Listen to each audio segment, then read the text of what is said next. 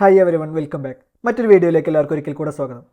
Digital സർവീസുകൾ നൽകുന്ന കാര്യത്തിൽ അത്യാവശ്യം മുന്നിൽ നിൽക്കുന്ന ഒരു ബാങ്കാണ് ഫെഡറൽ ബാങ്ക്. ഫെഡറൽ ബാങ്കിന്റെ മൊബൈൽ ബാങ്കിംഗ് ആപ്പായ ഫെഡ് മൊബൈൽ ആപ്പ് ആണെങ്കിലും അതുപോലെ തന്നെ അവരുടെ ഇന്റർനെറ്റ് ബാങ്കിംഗ് പോർട്ടലൊക്കെ ആണെങ്കിലും നല്ലൊരു യൂസർ ഫ്രണ്ട്ലി ആണ്. ഫെഡറൽ ബാങ്ക് അവരുടെ കസ്റ്റമേഴ്സിന് ഡിജിറ്റൽ സർവീസുകൾ നൽകുന്നതിന്റെ ഭാഗമായിട്ട് പുതിയ അപ്ഡേറ്റ്സുകൾ കൊണ്ടുവരുന്നുണ്ട്. അതിന്റെ ഭാഗമായിട്ട് തന്നെയാണ് ഫെഡ് ഇ പോയിന്റ് എന്നുള്ള സർവീസ് പോർട്ടൽ കൊണ്ടുവന്നിട്ടുള്ളത്.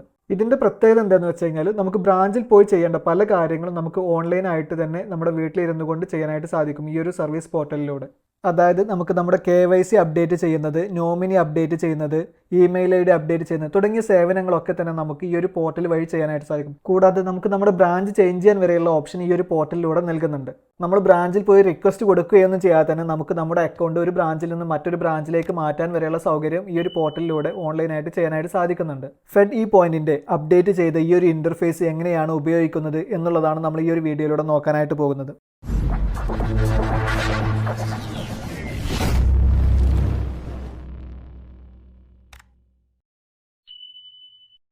അപ്പോൾ നമ്മൾ ആദ്യം നമ്മുടെ ഫോണിൽ ഇൻസ്റ്റാൾ ചെയ്തിട്ടുള്ള ബ്രൗസർ ഒന്ന് ഓപ്പൺ ചെയ്ത് കൊടുക്കാം.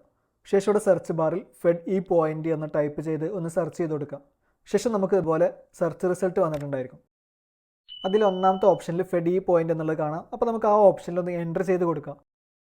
ശേഷം നമ്മൾ ഇതുപോലെ ഒരു ഇൻ്റർഫേസിലോട്ടായിരിക്കും വന്നിട്ടുണ്ടായിരിക്കുക.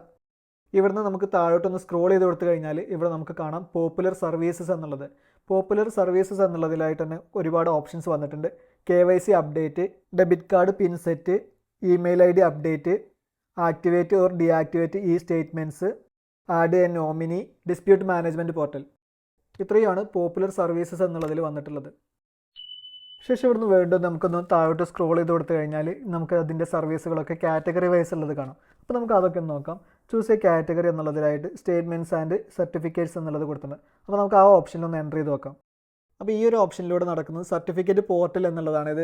അതിൽ നമുക്ക് നമ്മുടെ സ്റ്റേറ്റ്മെൻറ്റ് ഡൗൺലോഡ് ചെയ്യാൻ, അതുപോലെ ലോൺ സർട്ടിഫിക്കറ്റ്, TDS സർട്ടിഫിക്കറ്റ് തുടങ്ങിയ സർട്ടിഫിക്കറ്റുകളൊക്കെ ഡൗൺലോഡ് ചെയ്യാനൊക്കെ ആയിട്ടാണ് ഈ ഒരു പോർട്ടലിലൂടെ സാധിക്കുന്നത്. ശേഷം അടുത്ത കാറ്റഗറി വരുന്നത് അക്കൗണ്ട് സർവീസസ് എന്നുള്ളതാണ്. അപ്പോൾ നമുക്ക് അതിലൊന്ന് എൻ്റർ ചെയ്ത് നോക്കാം.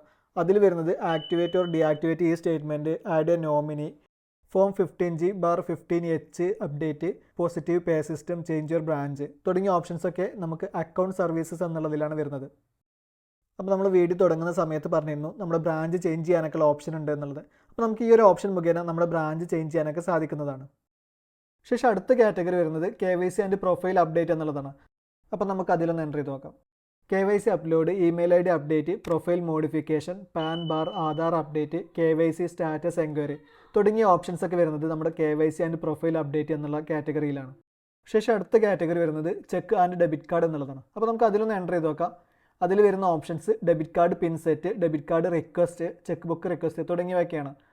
നമ്മുടെ ATM കാർഡിന് പിൻ നമ്പർ സെറ്റ് ചെയ്യുന്നതിന്, അതുപോലെ നമ്മുടെ ATM കാർഡിൻ്റെ വാലിഡിറ്റി തീർന്നിട്ടുണ്ടെങ്കിൽ നമുക്ക് പുതിയ ATM കാർഡിന് റിക്വസ്റ്റ് ചെയ്യുന്നത്, അതുപോലെ നമുക്കൊരു ചെക്ക് ബുക്ക് വേണമെങ്കിൽ അതിന് റിക്വസ്റ്റ് ചെയ്യാൻ തുടങ്ങിയ ഓപ്ഷൻസൊക്കെ ഈ ഒരു കാറ്റഗറിയിലാണ് വരുന്നത്. ശേഷം അടുത്ത കാറ്റഗറി വരുന്നത് ഡിജിറ്റൽ ഡിസ്പ്യൂട്ട് മാനേജ്മെൻറ്റ് എന്നുള്ളതാണ്. നമ്മൾ ട്രാൻസാക്ഷൻ നടത്തുന്നതിൽ എന്തെങ്കിലും മിസ്റ്റേക്ക് വരികയോ എന്തെങ്കിലും ഫ്രോഡ് ട്രാൻസാക്ഷൻസ് നടക്കുകയൊക്കെ ചെയ്ത് കഴിഞ്ഞാൽ നമുക്ക് കംപ്ലയിൻറ്റ് ചെയ്യാനൊക്കെയുള്ള ഒരു സെക്ഷനാണ് ഡിസ്പ്യൂട്ട് മാനേജ്മെൻറ്റ് പോർട്ടൽ എന്നുള്ളത്. ശേഷം അടുത്ത കാറ്റഗറി വരുന്നത് ലോൺ എന്നുള്ളതാണ്. BYOM ലോൺസ്, ക്വിക്ക് EMI പേ. അപ്പോൾ നമുക്ക് പുതിയൊരു ലോണിന് റിക്വസ്റ്റ് ചെയ്യുന്നതിന് അല്ലെങ്കിൽ നമ്മുടെ നിലവിലുള്ള ലോണിലേക്ക് EMI അടക്കുന്നതിനൊക്കെയുള്ള ഓപ്ഷൻ ഈ ഒരു കാറ്റഗറിയിലാണ് വരുന്നത്. ശേഷം അടുത്ത കാറ്റഗറി വരുന്നത് ക്രെഡിറ്റ് കാർഡ് എന്നുള്ളതാണ്. Credit card application. പുതിയ ക്രെഡിറ്റ് കാർഡിന് വേണ്ടി ആപ്ലിക്കേഷൻ സബ്മിറ്റ് ചെയ്യാനൊക്കെ ഉള്ളത് ഈ ഒരു സെക്ഷനിലൂടെയാണ് വരുന്നത്. ശേഷം അടുത്തൊരു കാറ്റഗറി ആയിട്ട് അതേഴ്സ് എന്നുള്ളത് കൊടുത്തിട്ടുണ്ട്. അപ്പോൾ ഇത്രയും സേവനങ്ങളല്ലാത്ത ബാക്കിയുള്ള സേവനങ്ങൾ എന്തൊക്കെയാണെന്നുള്ളത് നോക്കാം. FASTag services, federal rewards, financial advisory, Feddy WhatsApp services, mandate services. അപ്പോൾ ഇത്രയും കാര്യങ്ങളൊക്കെയാണ് അതേഴ്സ് എന്ന കാറ്റഗറിയിൽ കൊടുത്തിട്ടുള്ളത്. ശേഷം ഇവിടുന്ന് നമ്മൾ മുകളിലോട്ട് തന്നെ ഒന്ന് സ്ക്രോൾ ചെയ്ത് കൊടുക്കുക. നമ്മൾ ആ മെയിൻ ഇൻ്റർഫേസിലോട്ട് തന്നെ ഒന്ന് വരാം. നമുക്കിതിൽ നിന്ന് പ്രധാനപ്പെട്ട ഒരു കാര്യം നോക്കാം. KYC അപ്ലോഡ് എന്നുള്ളത്. നമുക്ക് പലപ്പോഴും ഡൗട്ടായിരിക്കും നമ്മുടെ KYC അപ്ഡേറ്റ് ആണോ എന്നുള്ളത്. പലപ്പോഴും ഫേക്ക് ആയിട്ടുള്ള കാളുകളും കാര്യങ്ങളൊക്കെ നമുക്ക് വരാറുണ്ട്. നിങ്ങളുടെ KYC അപ്ഡേറ്റ് അല്ല, എത്രയും പെട്ടെന്ന് അപ്ഡേറ്റ് ചെയ്യണം എന്നൊക്കെയുള്ള രീതിയിൽ പല ലിങ്കുകളും നമുക്ക് അയച്ചു തരും. ഇത്തരത്തിൽ അയച്ചു തരുന്ന ലിങ്കിൽ നമ്മൾ എൻ്റർ ചെയ്ത് നമ്മുടെ ഡീറ്റെയിൽസ് ഒക്കെ എൻ്റർ ചെയ്ത് കൊടുത്തു കഴിഞ്ഞാൽ നമുക്ക് പലപ്പോഴും നമ്മുടെ അക്കൗണ്ടിലുള്ള ഫണ്ട് നഷ്ടപ്പെടുകയായിരിക്കും ചെയ്യുന്നത്. അപ്പോൾ നമുക്ക് സ്വന്തമായിട്ട് തന്നെ നമ്മുടെ ബാങ്ക് അക്കൗണ്ടിന് KYC അപ്ഡേറ്റ് ചെയ്യാമെന്ന് പറഞ്ഞു കഴിഞ്ഞാൽ അത് നല്ലതല്ലേ. അപ്പോൾ നമുക്ക് ഇതിന് വേണ്ടി ഇവിടെയുള്ള KYC അപ്ലോഡ് എന്നുള്ള ഈ ഒരു ടാബിലൊന്ന് എൻ്റർ ചെയ്ത് കൊടുക്കാം. ശേഷം നമ്മൾ ഇതുപോലൊരു ഇൻ്റർഫേസിലോട്ടായിരിക്കും വന്നിട്ടുണ്ടായിരിക്കുക. അപ്പോൾ നമുക്ക് ഈ ഒരു പോർട്ടലിൽ എന്ത് സേവനങ്ങൾ ചെയ്യുന്നതിന് വേണ്ടിയും നമുക്ക് ആദ്യം ലോഗിൻ ചെയ്യേണ്ടതുണ്ട്. അപ്പോൾ ലോഗിൻ ചെയ്യുന്നതിനായിട്ട് ഇവിടെ 3 ഓപ്ഷൻസ് കൊടുത്തിട്ടുണ്ട്. അക്കൗണ്ട് നമ്പർ ഉപയോഗിച്ചുകൊണ്ട്, മൊബൈൽ നമ്പർ ഉപയോഗിച്ചുകൊണ്ട്, കസ്റ്റമർ ഐ ഡി ഉപയോഗിച്ചുകൊണ്ട്. അപ്പോൾ നമുക്ക് അതിൽ നിന്ന് ഒരു ഓപ്ഷൻ സെലക്ട് ചെയ്ത് കൊടുക്കാം. അപ്പോൾ എനിക്കിവിടെ ഏറ്റവും സിമ്പിളായി തോന്നിയിട്ടുള്ളത് മൊബൈൽ നമ്പർ ഉപയോഗിച്ചുകൊണ്ടാണ്. അപ്പോൾ ഞാനിവിടെ മൊബൈൽ നമ്പർ എന്നുള്ള ഓപ്ഷനിലൊന്ന് സെലക്ട് ചെയ്ത് കൊടുക്കുന്നുണ്ട്. ശേഷം നമ്മൾ ഇതുപോലെ ഒരു ഇൻ്റർഫേസിലോട്ടായിരിക്കും വന്നിട്ടുണ്ടായിരിക്കുക. ഇവിടെ മൊബൈൽ നമ്പർ എന്നുള്ള ഭാഗത്ത് നിങ്ങളുടെ ബാങ്ക് അക്കൗണ്ടിൽ കൊടുത്തിട്ടുണ്ടായിരുന്ന 10 അക്ക മൊബൈൽ നമ്പർ നിങ്ങൾ അവിടെ നിന്ന് എൻ്റർ ചെയ്ത് നൽകുക. ശേഷം താഴെ ഒരു ക്യാപ്ച കോഡ് കൊടുത്തിട്ടുണ്ട്. അത് അതിന് നേരെയുള്ള കോളത്തിലൊന്ന് എൻ്റർ ചെയ്ത് കൊടുക്കുക. ശേഷം അതിന് താഴെ കൊടുത്തുള്ള കോളത്തിൽ ടേംസ് ആൻഡ് കണ്ടീഷൻസ് അഗ്രി ചെയ്യുന്നതിന് വേണ്ടി ഒന്ന് ടിക്ക് ചെയ്ത് കൊടുക്കുക. അതിനുശേഷം താഴെയുള്ള കണ്ടിന്യൂ എന്നുള്ള ബട്ടൺ ഒന്ന് പ്രസ് ചെയ്ത് കൊടുക്കുക. ശേഷം നമ്മുടെ രജിസ്റ്റേർഡ് മൊബൈൽ നമ്പറിലേക്ക് നമുക്കൊരു OTP കോഡ് വരുന്നതായിരിക്കും. തുടർന്ന് ഈ ഒരു ഭാഗത്ത് നമ്മുടെ മൊബൈൽ നമ്പറിലേക്ക് വന്നിട്ടുണ്ടായിരുന്ന ഒരു OTP കോഡ് നിങ്ങളൊന്ന് എൻ്റർ ചെയ്ത് കൊടുക്കുക. അതിനുശേഷം ഇവിടെ താഴെയുള്ള വെരിഫൈ OTP എന്നുള്ള ബട്ടൺ ഒന്ന് പ്രസ് ചെയ്ത് കൊടുക്കുക. ശേഷം നമ്മൾ ഇതുപോലെ ഒരു ഇൻ്റർഫേസിലോട്ടായിരിക്കും വന്നിട്ടുണ്ടായിരിക്കുക. ഇവിടെ നമ്മൾ ലോഗിൻ ചെയ്ത് കഴിഞ്ഞാൽ നമ്മുടെ പേര് മുകളിൽ കാണിക്കുന്നതായിരിക്കും. ശേഷം നമുക്ക് നമ്മുടെ KYC സ്റ്റാറ്റസ് അറിയുന്നതിന് വേണ്ടി നോ KYC സ്റ്റാറ്റസ് എന്നുള്ള ബട്ടണിലൊന്ന് പ്രസ് ചെയ്ത് കൊടുക്കാം. ശേഷം നമുക്ക് ഇതുപോലെ വരുന്നതായിരിക്കും KYC സ്റ്റാറ്റസ് KYC കംപ്ലൈഡ്. അപ്പോൾ ഇവിടെ എൻ്റെ KYC അപ്ഡേറ്റഡ് ആണ്. നിങ്ങൾക്കും ഇത്തരത്തിൽ നിങ്ങളുടെ ഫെഡറൽ ബാങ്ക് അക്കൗണ്ടിൻ്റെ KYC അപ്ഡേറ്റ് ആണോ എന്നുള്ളത് വളരെ എളുപ്പത്തിൽ സ്വന്തമായിട്ട് തന്നെ ചെക്ക് ചെയ്യാവുന്നതാണ്. ഫെഡറൽ ബാങ്കിൻ്റെ ഡിജിറ്റൽ സേവനങ്ങൾ ഉപയോഗിക്കുന്നതിന് വേണ്ടിയുള്ള ഫെഡ് ഇ പോയിൻ്റ് എന്ന പോർട്ടൽ എങ്ങനെയാണ് ഉപയോഗിക്കുന്നത് എന്നുള്ള ഈ ഒരു അപ്ഡേറ്റ് നിങ്ങൾക്ക് ഉപകാരപ്രദമായി എന്ന് കരുതുന്നു.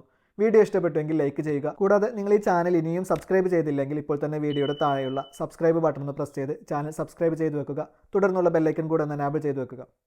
ഉപകാരപ്രദമായ മറ്റൊരു വീഡിയോയുമായി വീണ്ടും വരാം.